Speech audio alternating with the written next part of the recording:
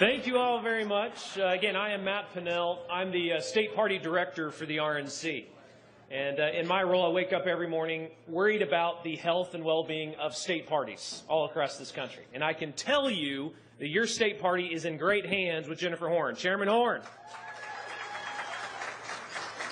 I also want to give a shout out to our other RNC members that are here. We have 168 members on your RNC. Those are the 168 people, right, that get together and do your party business nationally. So those that are on the RNC, if you would please stand up. I see John Fry down here. Please, if you're a national committee man or national committee woman from a state party, if you'd please stand to give them a round of applause. And certainly want to give a shout out to our co-chair over here, Sharon Day. Please wave, Sharon. Sharon will be addressing the summit tomorrow. But as Jennifer Horn said, this is our Stop Hillary panel.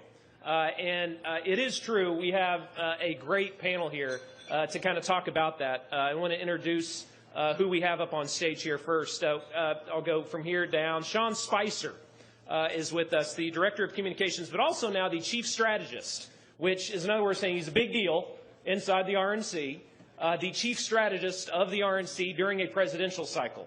Kind of a big deal. I'll leave it at that, and he'll be sharing some remarks with us. We have Kim Jorns, who is our Regional Political Director, your political director in this region. She has the Northeast in a lot of states. She was the ED last cycle in Michigan, which was one of our better-run state parties in the country under her leadership. And then we have Jesse Kamsel. Jesse is the director, let me get this right, Chief Data Officer at the RNC. Again, we've been talking about data now for about 4 years under the RNC, what Obama's team did, what we're now doing, and Jesse is really the leader of that effort. And then we have Rob Lockwood, who's the Director of Media Training and Education at the RNC. So again, let's give these guys a round of applause. I know they haven't done anything yet. Haven't even spoken yet. But it's great that they were able to be here. So, Sean, let's start with you. Let's discuss this Stop Hillary movement. Again, there's been a lot in the press over the last 72 hours and really the last week of just the amount of earned media, number one, that you all have gotten on this. But this is a big deal. And obviously, presidential cycle, the Stop Hillary movement. What is it about? Tell us a little bit about it. Thanks, Matt. Look, I think you've got 19 or so folks that are coming here, potentially running for president on our side. They're sitting out and articulating their vision, where they want to take this party, where they want to take this country. And they're talking about their ideas and their policies and their vision. On their side, they got one candidate. And they are desperately trying to talk about the fact that it's going to be a competitive primary, in the words of Debbie Wasserman Schultz. That was what I did, too. The best, where it gets even funnier is last week that she said, you know, because Governor Link Chafee's going to get in. As a native Rhode Islander, I laughed very hard at that, because a lot of Rhode Island's former governors have gone to jail, and Link was such a bad governor that they did a better job, almost all of them, than he did as a non-governor going to jail. But that being said, it is laughable. So we know that Hillary Clinton, barring some kind of huge catastrophic failure, which is always possible, will be their nominee. In some cases, that could be a very positive thing, where you don't face competition. But the one thing about Hillary that we know, when we go into this, is if you look at the trajectory of her poll numbers, every time that she becomes more public and more out in the limelight, her favorability dips and her unfavorable numbers go up. She left office as Secretary of State with a 67% approval rating. Last week, it was in the high 40s. The more she talks, the better we do. It's true. So, getting to the point, we knew we knew what we had. We knew our opponent, what she was going to do, and we know her weaknesses. Her number one weakness is that the American people don't find her honest and trustworthy, for a variety of reasons. Too long for this panel to discuss. But, so from an RNC standpoint, we knew that we had one candidate, we knew what those weaknesses were, and we started what we call the Stop Hillary campaign. So, if you go, and this is the one part where you can be rude and do exactly what you're not supposed to do. If you pick out your phone and go to stophillary.gop, there's a petition there, and it says, I want to sign up and join the Army to stop Hillary. And for every single person that says, I want to help stop Hillary, I want to win the White House, the first thing that you need to do on that road is sign that petition. And I know it sounds kind of naive or whatever, but the best thing that we can do, and Jesse will address this in a second, is have the best data. We need to know who's with us, and we need to grow that list. We need to not only have you, but we need to have your neighbor, your friends, your coworkers. So every time somebody says, I can't stand Hillary Clinton, what can I do? I know you're involved in politics. Have them go to Stop Hillary. The bigger and more robust we can make that voter file, the better. That's the one thing that every single person in this room can do to help to start this fight. So getting back to your question, Matt, we rolled out a campaign called Stop Hillary. Basically, the idea was to make sure that when she rolled out that campaign, that people knew that the Republican National Committee's #1, #2, and #3 objective was to stop Hillary and put a Republican back in the White House. Ladies and gentlemen, with your help, we were extremely successful around the country in 2014. We won 31 governors. 66 out of 99 state legislative chambers are controlled by Republicans. We have the second largest majority in the House of Representatives and 54 United States senators. This party is on the march forward. But it won't be good enough if we don't win the White House. We're moving in the right direction. We have a lot to be proud of. We're reaching out and going to communities we've never gone to before. Under the chairman and the co-chairman's leadership, we're opening offices and deploying staff to places we've never done it before. But at the end of the day, the difference between winning and losing is you. You and your friends. If you join the campaign to stop Hillary, we can win. Now, I'll just wrap up by saying this quick thing. So we did a bunch of stuff at the RNC. One of the big myths is that we spend a ton of money. We've spent virtually $0 on advertising. That's up to the super PACs, for the most part. What we invest in is people and data. So we rolled out this Stop Hillary campaign. We went out, and my team went out there and bought these thumb drives, spent $2,000 on them. We delivered them to every news organization and reporter covering Hillary. We rolled out, and we went around, and as you saw, we put out a video the other day. We generated over $10 million in earned media the day she rolled out. So without paying, for the cost of a bunch of thumb drives that we put videos on, Hillary research, and they say the Hillary email files. I think it's a joke. And we sent it out to reporters and we said, Hillary might be able to delete her emails, but we want to make sure you can back up yours. So it was played on Fox News, Meet the Press, it was all over. The Today Show covered it. But for no dollars, we generated over $10 million of earned media. Last night, while Rob and I and the rest of the team were flying up here, we sent the team out to Nationals Park. We handed out over 2,000 koozies that say, Stop Hillary, sign the petition. In 45 minutes, it went viral on the internet. Those are the kind of things, but it's not about spending money and buying ads. It's about sharing information with our friends, getting people to sign the petitions, making sure people get the record straight. But if you look back to why we won in 2014, it wasn't because we spent more money on TV and we had the flashiest ads. We had better information, we had better data, and we had better people and more committed folks going door to door. That's the way we're going to win this time. And if anybody thinks different, they're wrong, because it's not going to be about how many ads you place or how many points you buy on television. But if we go out there and talk about that record and expose Hillary Clinton's record and promote the positive vision that our candidates have, we will win. So I'm glad to take any other questions, but I'll let the train keep rolling down the track. We'll keep rolling the train. Yeah, we will have time for Kim. You work on the political side, and there's all the excitement right now around all these candidates who are all going to be here. But what is the one thing right now that activists, the folks in this room, as Sean said, you all are going to make the difference. You all are the ones that are going to go back to your communities. What is the one thing that they need to be doing now to prepare for that general election? Sure. Great question. There's two things, actually, I can think of, and I'm going to piggyback off of what Sean just said, and one of them is talking to your neighbors and your friends. The RNC is rolling out great information every day. So if you've not signed up, sign the petition, sign up for the email list. They'll arm you with the information you need. I know in New Hampshire, a lot of you are lining up with and focused on the primary process. But while you're working through the primary process, you're talking to volunteers, you're recruiting people, and you need to continue that conversation, not about how your chosen candidate is the best nominee, but finish the conversation about how important it is to stop Hillary. And take the information that we're providing and educate your neighbors and your friends. The other thing we can do right now to prepare for the general election is voter registration. In New Hampshire, we've got a slight advantage. There are a few more Republicans registered than Democrats, but the vast majority of voters in New Hampshire are registered as unaffiliated voters. So even though we have a small advantage, we have not been successful in general elections for the presidency in the last few elections. So what we need to do now is start growing our GOP base through voter registration efforts. One of the easiest ways to do that is the RNC tracks voters across the country through the National Change of Address file. We provide that list to each state party, including New Hampshire, of voters who have either been registered Republican in other states or are modeled Republican. Those folks are here in your state now. They've not yet registered in New Hampshire. There's about 5,000 of them today that we can start talking to and encouraging to register in preparation for next year's general election. Good, good.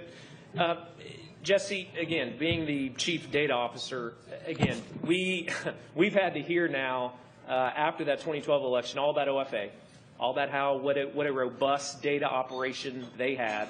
All these data scientists in caves somewhere working on that data. What are your thoughts on that? Give me your thought. I mean, because again, it's something that is still out there, and I know we're working on. But what your thoughts on OFA and this robust data operation that they have? Yeah, absolutely. I'll be the first to say I'm not a good public speaker. Behind a data set is where I should be, so I'm going to pace a little bit. But OFA did have a great, robust data operation. I'm not going to lie. It was pretty phenomenal.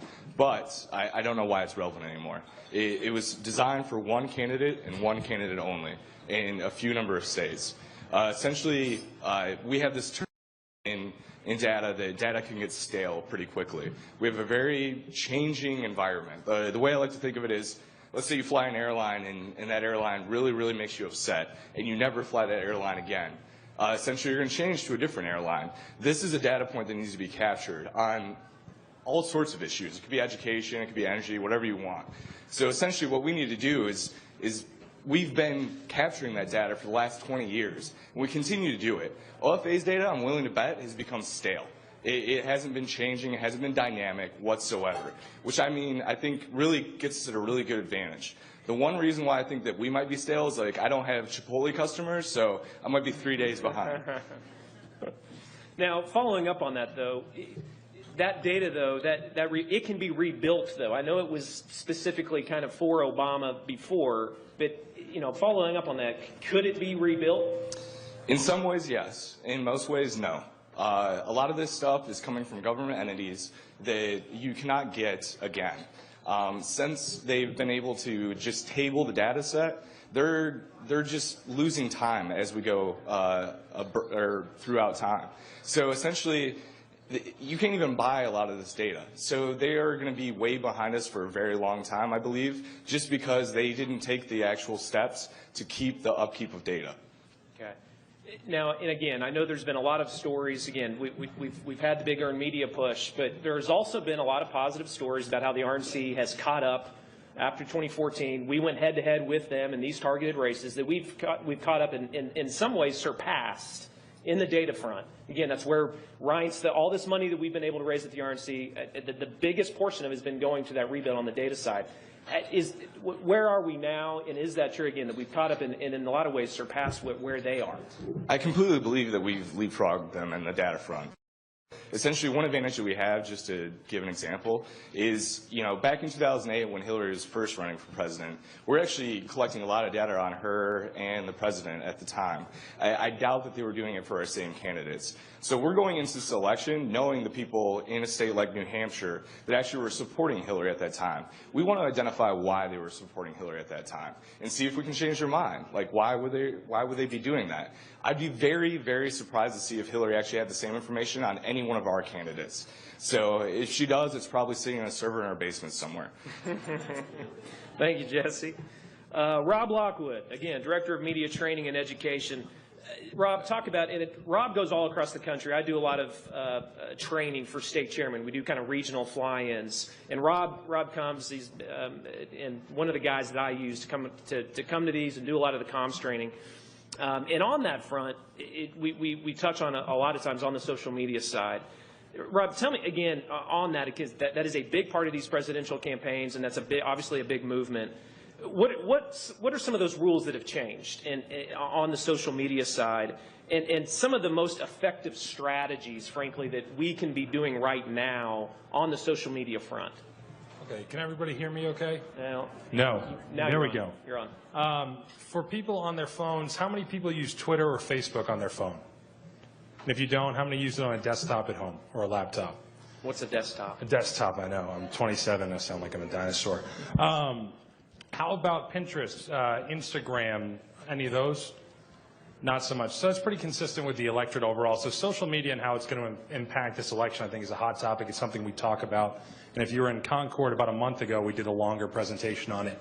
But one of the things that's changed, I think, about 2016 is the impact that every one of you can have socially. Social media is itself social. It's amongst your friends. Media is an arm of the media. We've got cameras in the back. We've got print reporters, web reporters. I saw Scott Conroy of the Huffington Post walked in over there. So reporters of all different outlets as well. They have audiences that they get to write to. They get to influence people. But you have your own accounts. And your friends, your family, are probably more likely to agree or passionately disagree with what you share. And so your ability to share on your channels information that will help our candidates, that will help us influence vote or win votes, influence hearts and minds, help us recruit volunteers, and help us raise money. It's something that we'll have never experienced at this level before. And I think right now that people who build strong social media accounts, who use it responsibly, aren't just a part of the conversation, but if done correctly, they can control it. And so Sean talked about the Stop Hillary campaign. And it wasn't just that we had a petition up, that we had videos, that we had graphics and things to share online. It's that people actually took the time and effort to share them. And if you think back to what President Obama did in 2008, was they built this online army of people who were just excited. They were talking about him. They weren't all talking about the same issue. They had issues that were important to them, but they got their friends talking. And the more we have our friends talk online, the better we're going to do. Because right now, digital and mobile are becoming people's first screens. It's a technical term for the medium they're spending the most time in front of. And so I have some stats. Alex Skattel, who is not in here, but he founded the IJ Review, he shared some with me. He said that people on average now are checking their phones 100 times a day. I can see many people doing it right now. And Facebook, for example, they're going on 10 to 15 times a day. That number could be greater. That stats from a few months ago. It could be greater. The Facebook guys, their team is here. You can ask them. But assume that people may miss the nightly news. Assume that they may not read what you read online, and take it and share it. If it's a good article, if the people who are here covering this write something good, share it. If they don't, the beauty of social media is you don't have to share it. So we have a phrase in the digital that sharing is caring. I encourage you to share it. I encourage you to check out our content that we continue to put out, and I'll turn it. And a lot of what this plan, what we are talking about, a lot of it was birthed out of the Growth and Opportunity Report that Ryan Priebus put out after the 2012 election. How many of you all have read the Growth and Opportunity Report? It's kind of important, particularly for you all, because, again, out of that is really how we are funding state parties, how we are funding the RNC, and why we're raising those dollars. And, again, it was something that we really put into work this past cycle, implementing this plan early and often, the type of staff that we are hiring in states to then give us the feedback. And out of that, I want you to know, too, and, again, I know people get up here all the time from different organizations and tell you all, well, you're the backbone of the elephant. You know, I hear that all the time, right? Thank you for doing what you do, having put up the yard signs, make the phone calls, give the money. But I want you to know, we really mean that at the RNC. Every week, we're on multiple phone calls, conference calls, where we are talking about the metrics from state parties. Where are we on precinct chairs? Where are we on staffing in this particular congressional district or this state party? It is absolutely a bottom-up party. It's the only way we're going to get this thing done. It's the only way we're going to get this. It's the only reason that we were able to identify all the low-propensity voters that we did last election cycle as well, was through the efforts of you all on the ground. We mean it. That's where we're investing the dollars. And again, I want you to know that. I know people say it all the time, but your RNC really means it. I can tell you because, again, I'm probably on about 15 to 20 conference calls every week where we are talking about it. It's something that we are going to continue to do, and we are committed to this cycle.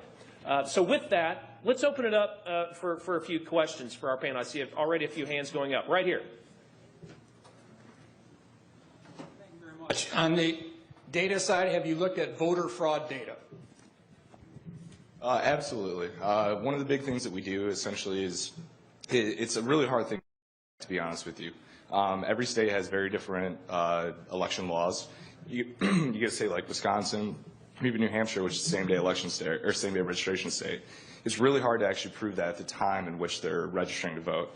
So we do post facto, like try to figure out exactly who was voting in multiple locations, but you have to do a lot of research into it. So we definitely do take that into account. It's not as big as you would think it would be. It's really only about 1%, and a lot of the time it's on accident. So, but we do take that into account, especially in a lot of these states. Right here, ma'am.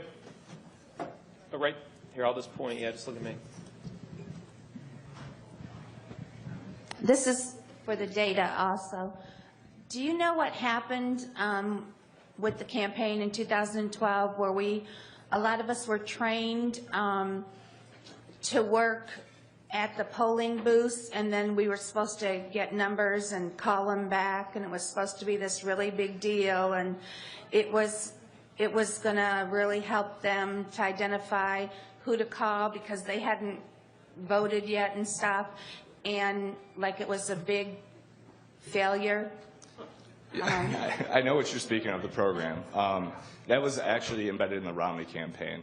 The RNCs actually cannot engage in election day operations, so we were not part of said program. So did we advise prior to like technology decisions and things like that? Of course.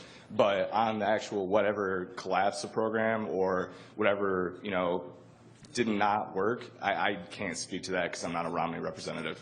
But just to that point, 2014, Yeah. 8 or 9 very targeted U.S. Senate races. We went head-to-head with the Democrats, their data versus our data, their people versus our people, and we won. Is it correct or not correct? It's completely correct. Yeah. If you take some of our data, especially North Carolina, we actually had us winning North Carolina the whole time. Well, not the whole time, but last stretch of it. There's no public poll out there that had the same data. So, I mean, we were very close in Virginia as well. We beat public polling probably 95% of the time, giving some of our data resources we had and what we threw at this time. So given that our robust operation has gotten bigger and more accurate, and we've just hired on more data scientists, we're going to be able to beat them at a much bigger degree, I believe, in 2016. So I'm actually really excited about going head-to-head with Hillary and whatever operation she puts together. I'm scanning. Right? Oh, hold on. Right here. I'm going to work you. Here, you're closer here. We'll go here and then here. Okay, we got another one? No. Hello? No, you're on. Is on? Yep. I've heard a lot of wonderful arguments today from the speakers, all of which appeal to Republicans. I have yet to hear an argument that would appeal to a Democrat. So I'd like to ask our panel here a couple of questions, and please just hop up with the answer. What was inflation at the supermarket checkout counter in 2013 and in 2014? What was the what at the supermarket? Inflation rate. In other words, how much did food go up as cost to the average person? 6%? It was 2.7 in 13, 4.6 in 14. What is this year's deficit? What is this year's deficit? It was 1.1 trillion. It's going to be about 3.5. Okay. In 2013, the average hourly worker brought home, adjusted for inflation, less money than the average hourly worker in what years in the 1970s? I'm sorry, I can't. The average hourly worker brought home less money in 2013 than they did in 1972 and 1973. We are not bringing Obama's policies down to the dinner table. And I have yet to hear any candidate do that. Okay. If you cannot explain to people that the price of food is not going up, the value of their dollar is going down. If you cannot explain to the average hourly worker that although his salary in nominal terms is going up, he loses ground every day. And if you cannot explain to them that every dollar we go into debt will ultimately come back to destroy the nation, we're not going to win. Sean, to that point, our outreach efforts, our communication to Democrats, to swing voters. We're going to hear about swing voters. The gentleman's correct. I mean, we're going to hear about swing voters for the next 2 years. What are kind of some of those points to swing voters? What is the plan there, kind of on the ground? I know some of it goes to the political perspective as well, but that communication effort there. So I think that you're right in terms of how we. There's a lot of different reasons that or ways in which we've got to reach out to folks better.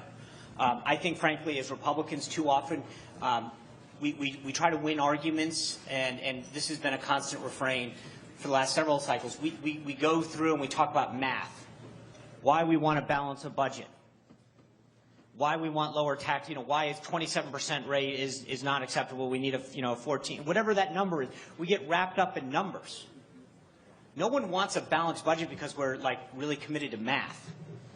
And frankly, at the end of the day, balancing a budget is actually really simple. And if you're a Democrat, you can be for a balanced budget too. They do it very differently. But I think that we all agree that you want a better vision for this country, a better life for you want to be able to hand something down to the next generation that's better. You want the most prosperous country in the world. You want other companies from around the world coming and relocating here. You want job growth. But you want it because it's good for people. It's good for our families. And I think that how we communicate to others and what values we're espousing is critical. So I hope that you press those candidates. The one unique thing about New Hampshire is that you're first in the nation. The opportunity that you have to talk to these 20-plus candidates that will probably end up coming through here at some point and telling them what to hear is more than most people around the country will ever get. So I would press them on that kind of stuff because I would agree that we need less math and more heart. Okay, hold on. There was one down front. Yeah. One last question. One down front, and then one more. I just wanted to know,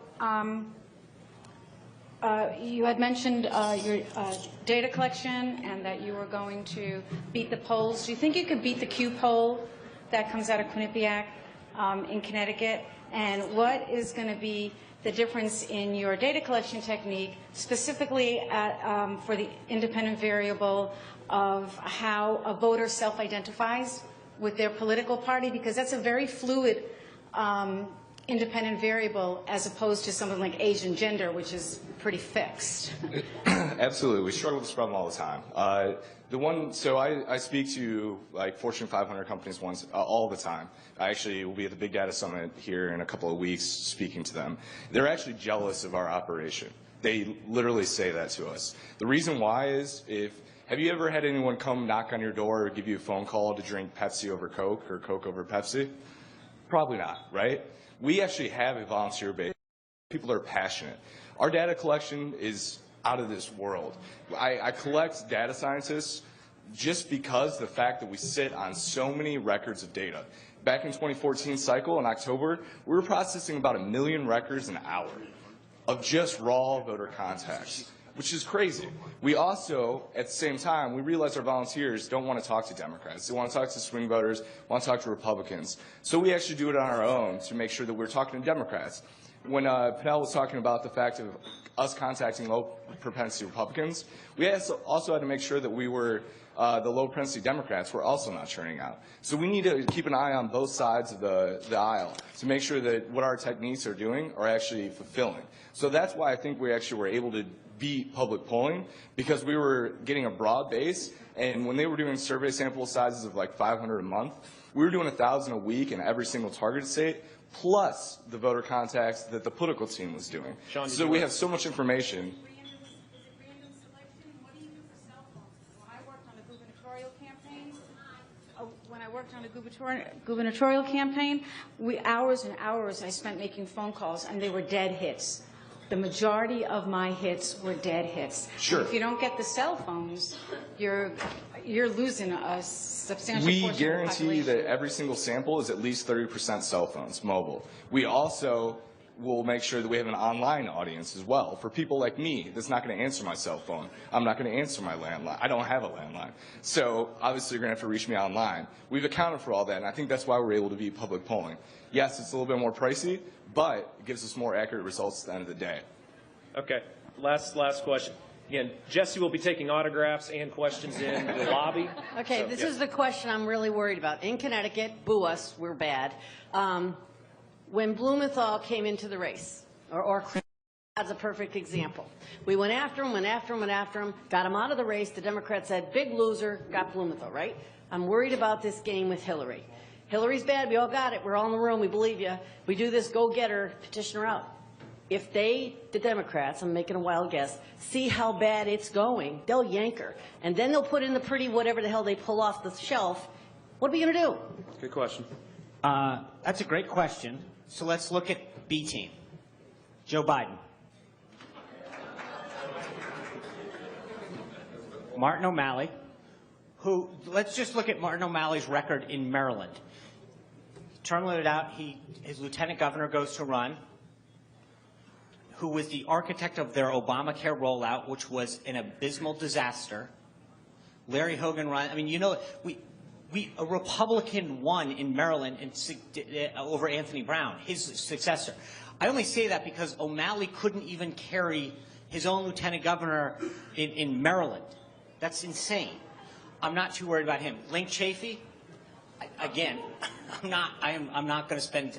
I say that because I think you have a very good question, but you start to look at their. I mean, they can't get anyone up to the plate. And frankly, if they were able to convince Elizabeth Warren, at the end of the day, my friends, to your point on the messaging, if we as Republicans can't beat Elizabeth Warren, if America wants to go down the path of Elizabeth Warren, then we've got bigger problems than. I mean, if you right now, I do think that they're going to have some very, buyer's remorse when they realize that they put all their eggs in the Hillary basket, and that basket's got a lot of problems holding eggs.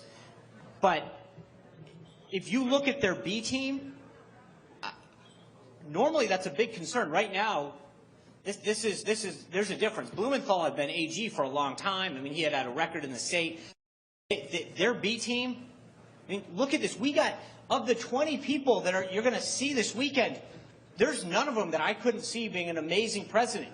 They're fighting you guys over ideas in your vote. Their side is having a coronation.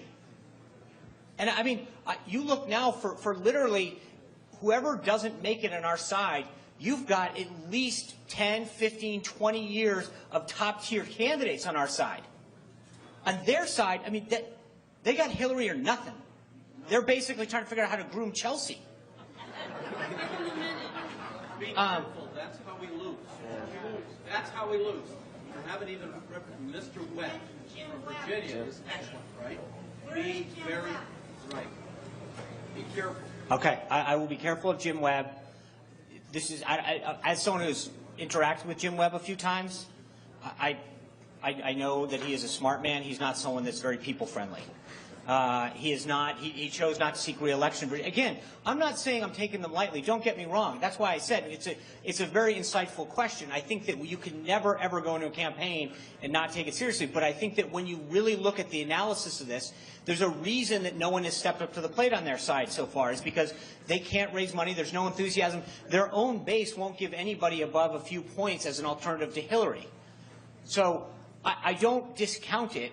But I think that when you look at their teams and what the operation that we have on our side, we're built to take on Hillary. So we have a strong, strong team on the data side, on the communication side, on the political side. If they don't run their A team, we still got the varsity team on the field. So I don't discount their other folks, but I'm very proud of the team that we've built. Here.